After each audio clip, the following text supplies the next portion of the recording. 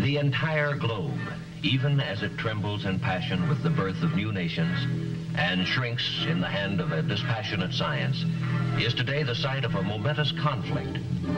As each side attempts to prove to the world the superiority of its position, the conflict is fought with the words of diplomats, with gestures of friendship and help to uncommitted countries, even with cultural demonstrations.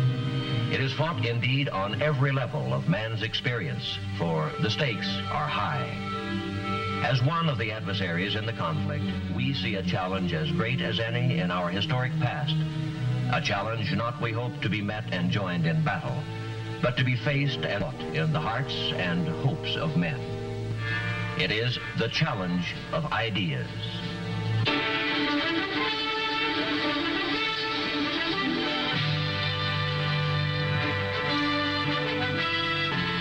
I am Edward R. Murrow. For a little while, I would like to review with you the great conflict of our times, one which demands and must get the attention and the involvement of each one of us. This conflict is the reason why most of you are in uniform, and some of you will be going overseas, servicemen, families of servicemen, and civilians working for the Department of Defense. Because of this conflict, many of you are already abroad, more than 1 million Americans in 91 foreign countries. First and foremost, of course, Americans are overseas to help preserve the peace. By maintaining an alert readiness to meet the threat of aggression, America's armed forces, in concert with those of its allies, are serving as a deterrent to war. Some of you may wonder how directly involved in the contest you are or will be. Perhaps your active duty is behind you, or soon will be, and with it, you may believe your involvement in the contest ends.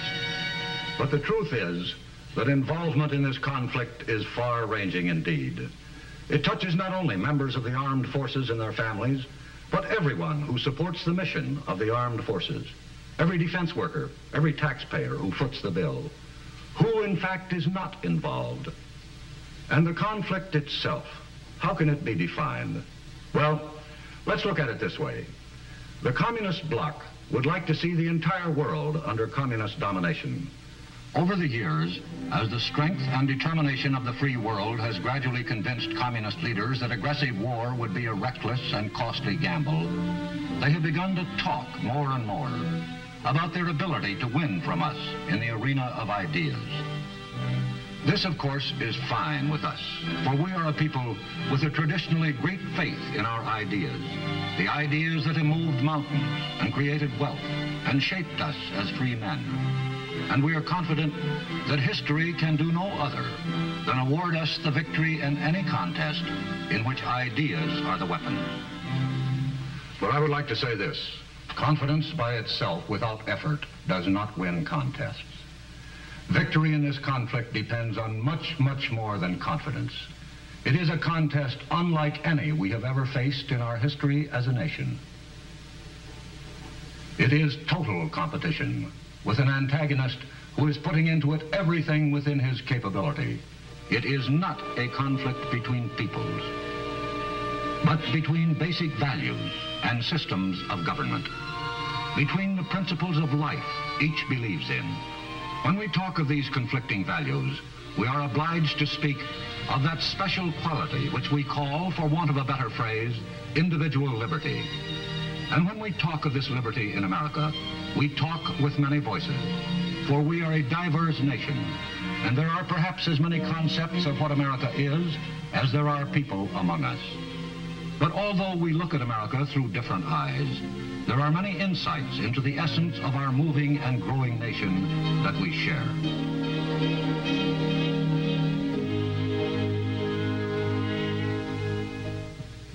I'm John Wayne.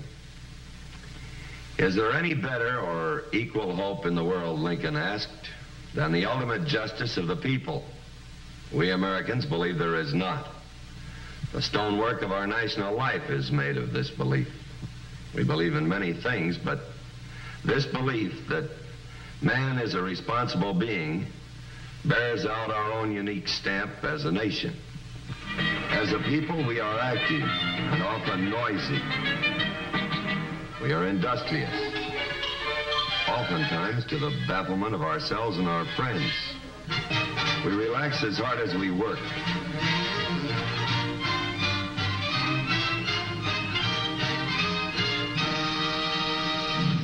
We are proud. We are sentimental. Beauty is of national concern to us. For some of us, its pursuit is a deadly serious pastime. The rest of us simply enjoy the results.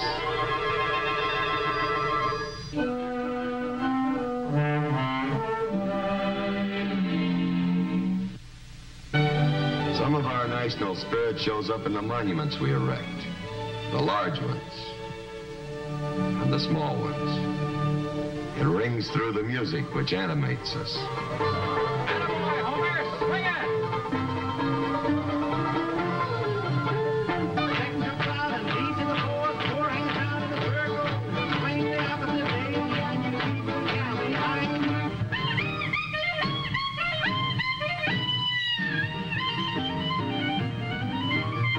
Jerry dodged that bullet and he stomped the deck. Stomped my balls till I wanted to scream. Should have killed him cause he's so darn mean. We're gonna rock around the clock tonight. Rock, rock, rock to broad daylight. We're gonna rock around the clock tonight. My eyes have seen the glory of the coming of the Lord. He is traveling out the village where the graves of wrath stored. He hath loosed the faithful lightning of his terrible swift sword. His truth is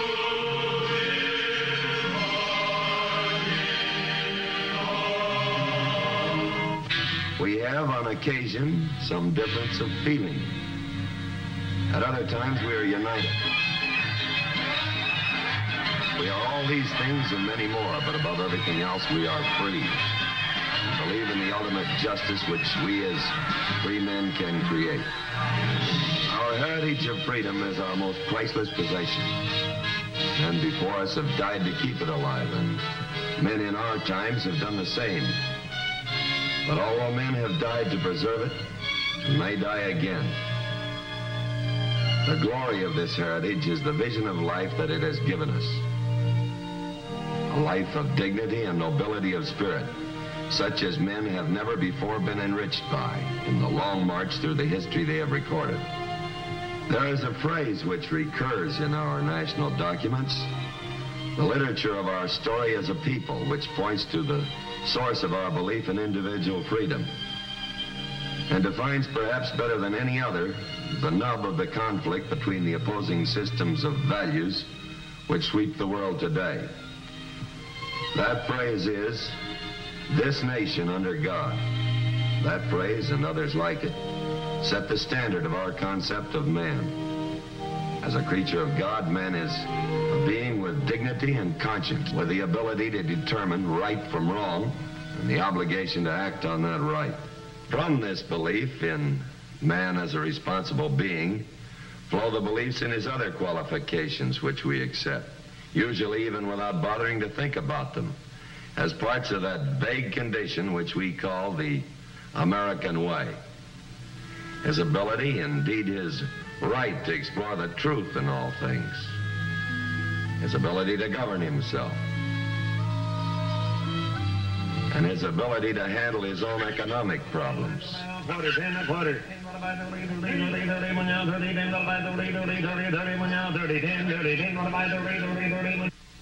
The opposing point of view in this conflict rests on a fundamentally different vision of man. As a creature, not of God, but of the state. In this system, the value of individual man diminishes sharply, and the state is all important. The state will run his life for him, his political life, his business life, his social life. What What we oppose fundamentally is the aggressive nature of the communist state. Its unceasing effort to expand wherever it can, to grow bigger, to take over, to supplant. This deadly impulse toward aggression we oppose as a continual threat to peace. These are the contrasting points of view between the major antagonists in the conflict which has become known over the last decade as the Cold War. For an appraisal of this continuing and protracted conflict, we can go to a reporter who has watched the growing conflict with the perception of a trained military observer. I am Hanson Baldwin. I have here the policy statements of each of our services on the contest we're engaged in with the communists. What they boil down to is this. It is a contest for the minds and hearts of people around the world, all people. The areas in white on this map represent the part of the world composed of ourselves and those who share our beliefs. The communists seek constantly to win an advantage in the minds of the people here and to separate us. The black portion of the map is the communist-dominated part of the world controlled by the Soviet Union and the Chinese Communist regime. And of tremendous importance is that part of the world which is attached to neither camp, the uncommitted nations of the world, represented in gray on the map. For the most part, these nations are absorbed with their own problems. Either they are newly independent after years of domination by a foreign power, or they are still seeking independence. A strong tide of nationalism sweeps over this part of the world, and with it, a mistrust of anything they feel is associated with the old ways of colonialism. They are not committed to either side in the conflict. Our own policy toward them has been one strictly of watchful, non-intrusive friendship, giving help when help is asked for, but otherwise keeping hands off their internal affairs. The communists have been more direct. Their local party members have not hesitated to exploit to their own advantage the passions that smolder in these new states, and to identify themselves in the minds of the people there, whenever possible, with anti-colonialism, and us with its opposite. It is part of their worldwide technique. How do our military services adapt themselves to this conflict, in which perhaps no gun may be fired? By recognizing that the activities and performances of all their members in every foreign country in which they are stationed will either add to or detract from the goodwill our nation needs in this contest for the respect of the peoples of the world. The President of the United States has called developments of good relationships between United States citizens abroad and members of their host countries basic to the full attainment of our foreign policy objectives. And the services have responded by promoting such good relationships as part of their overall policy.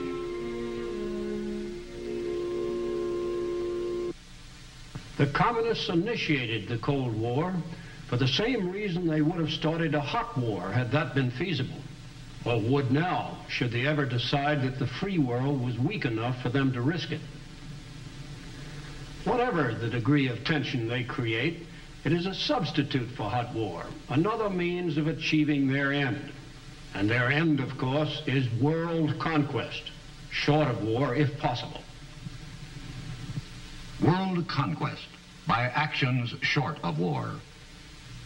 Actions that are political, economic, and ideological. How do the communists apply these three methods? First, we will consider the political method and the techniques the communists use when they attempt to acquire their objectives in this way. We would do well to consider the success the communists have had by using the political method alone. As you will see from the black area on this map, they have expanded between 1940 and 1954, took over 15 countries, totaling 714 million people. Since 1954, there have been major internal disruptions in 9 additional countries outside the Iron Curtain. Now, how do they go about applying this political method? The communist coup in Czechoslovakia in 1948 provides us with a blueprint of the ideal formula for political conquest, which includes taking over a country without outside intervention. Destruction of its parliamentary form of government. Murder of its democratic leaders when necessary. Rigged elections with only the communist candidates on the ballot. Once the penetration is complete, all this is backed by the naked force of military occupation. By such devices, the Soviet Union turned its neighboring states into satellites, political and economic puppets. In China, political action was cruder, but no less effective. Here, it was political action by conquest.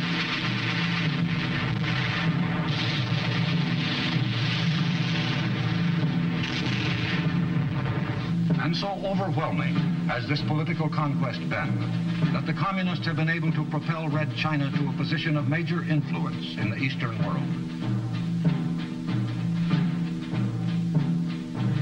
The political force method includes the suppression of freedom in a country already under communist control, without outside interference. Inside the Iron Curtain, there were revolutions without help from the outside. In East Germany in 1953, Poland in 1956, Hungary in the same year, and Tibet in 1959, all of them brutally suppressed. And finally, there is the International Communist Party, dedicated to the subversion and overthrow of every still free government.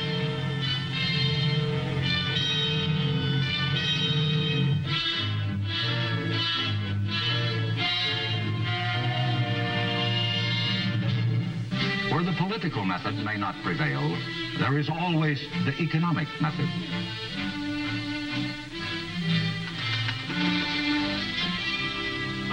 I'm Frank McGee. Let's consider for a moment this matter of the communist use of economic methods to achieve conquest and how it's done. The present masters of the Soviet Union have said to us, peaceful coexistence until we bury you. They propose to officiate at our interment by catching up with us industrially and then surpassing us. They're working hard at it. Today, the 200 million inhabitants of the Soviet state bend their backs and their talents to the Kremlin's will. And Sputnik and Sputnik's successors have proved conclusively enough the USSR's proficiency in the area of technical ability. Throughout the vast stretches of this empire, you find new industrial cities, plants, assembly lines, the most modern equipment. Soviet products of every description awaiting delivery and reaching industrially backward areas of the non-communist world. Teams of Russian technicians are available to operate this machine. This is economic penetration, paving the way for political takeover. The hand of Soviet friendship, which usually precedes an attempt at economic penetration, has been reaching into every part of the world which shows the slightest inclination to receive it. Recently, we've seen it extend into our own hemisphere, into turbulent Cuba, where it was embraced as a triumph of Soviet policy. A few statistics will demonstrate how serious this threat is becoming to the free world. Of the entire annual Soviet economic capability, their gross national product, 70%, or it may run as high as 80%, is devoted to the area of heavy industry. The U.S. and free world share of gross national product devoted to the same area is certainly not much more than 20%. In terms of volume applied to this area of gross national product, the Soviet Union is beginning to surge ahead. Finally, the communists attempt ideological penetration. Perhaps their strongest efforts go into this kind of penetration into the free world. Before we talk about ideological penetration itself, let's take a look at the reasons why this form of penetration is so important to the communists. For one thing, communist aggression has alarmed many free nations and produced their united will to resist. These nations have implemented their will to resist all other forms of Soviet penetration through a number of trade agreements.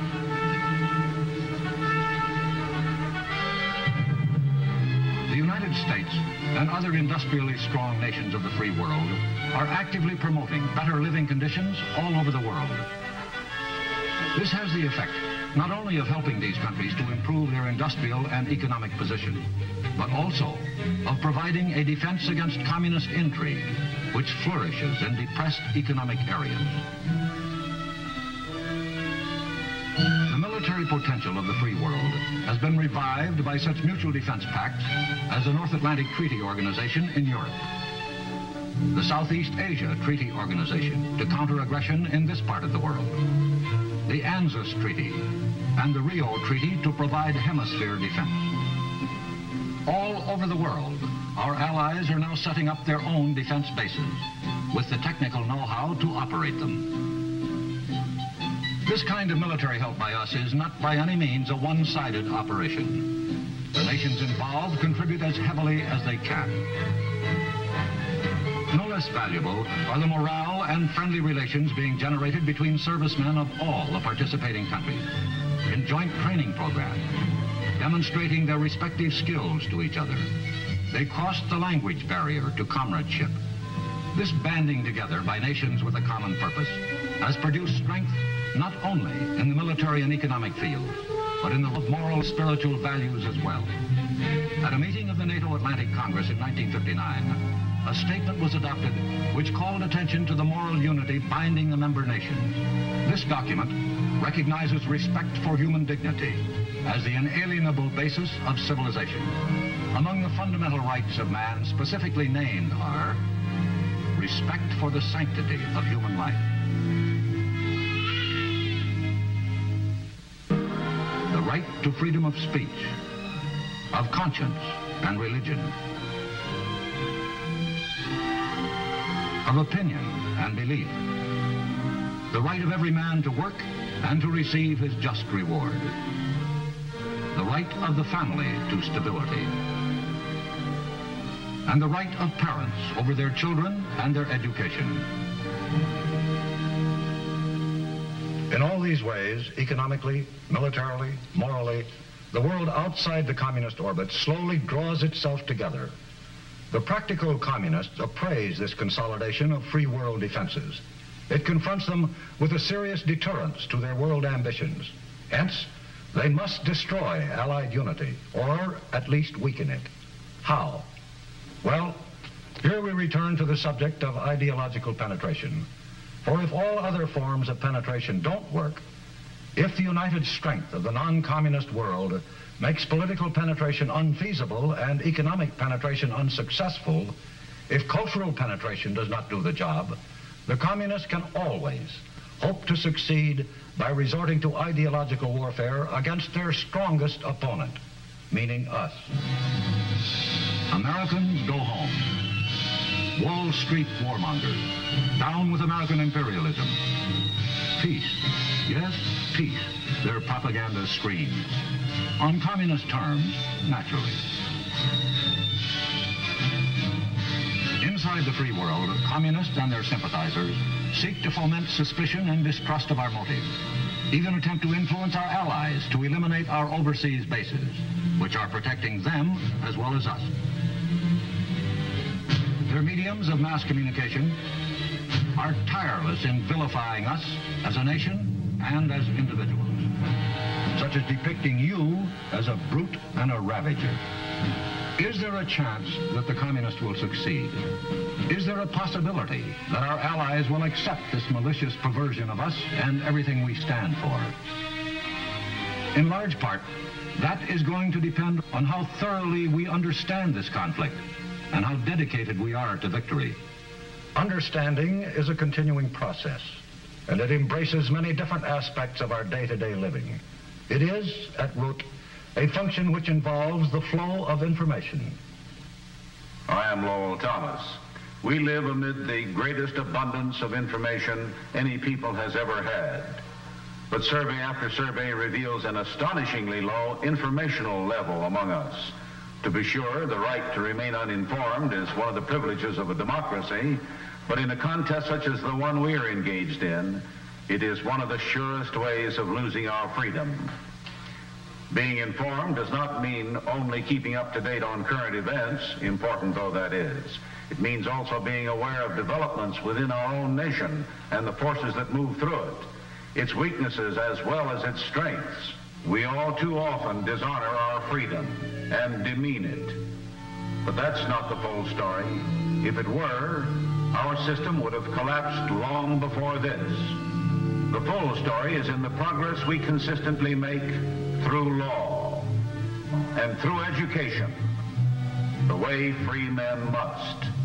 The communists would like to have you, as well as people in every country in the world, believe otherwise. And once they have succeeded in letting the idea take root that our deficiencies are our chief characteristics, once they have managed to erode our faith in ourselves at least a little, that much of the battle is lost. A snake of a whisper is abroad that Americans have lost touch with their past. Is it true? It can't be, if we are to survive and win. If we understand the conflict, then we understand the need to keep America strong in her greatest challenge by keeping alive the standards and the traditions which have been her glory. What are the bulwarks of our past upon which our society has been built? There are many, and we have discussed some of them. Our spiritual heritage, our belief in individual liberty. But there is yet another, as important as any of these. I am Helen Hayes. Many of us who are living now will never see the end of the conflict which dominates our lives. Leaders change, and leadership passes from one generation to the next. But for generations, or certainly for many years, the challenge which confronts us will continue. So it becomes not just a hope, but an urgent condition for a peaceful future that those who are catapulted into the problems of maturity with every passing year will understand the challenge and devote themselves to it even as you and I must. Interest cannot lag, efforts cannot cease. It will require the sternest kind of dedication, bred as it were into the American character. The training grounds in which this discipline will be planted and perfected are the institutions which have shaped our society, particularly the home, which has always been in our culture the nucleus of society itself. The home is the wellspring of the strongest qualities of citizenship, and it must remain so if we are to preserve the toughness of moral fiber, which is our strongest heritage. A toughness of moral fiber, a belief in the right, as God gives us to see the right, as Lincoln put it in words which are carved into our national soul. These are the sinewy threads of our past. Keeping America strong, this is our challenge. Keeping the vision of liberty bright, keeping the threads of our past, the strands of moral toughness with which our history is bound.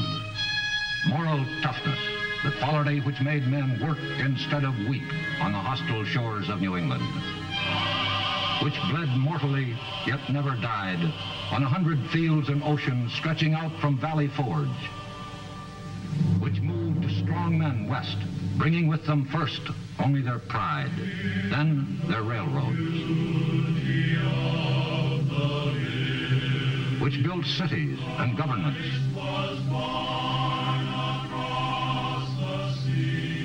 and created wealth, and above all, made freedom the birthright of every man. That quality must still live within us, for without it, we are surely lost. And it will live, so long as we keep faith in our future, and faith in our past.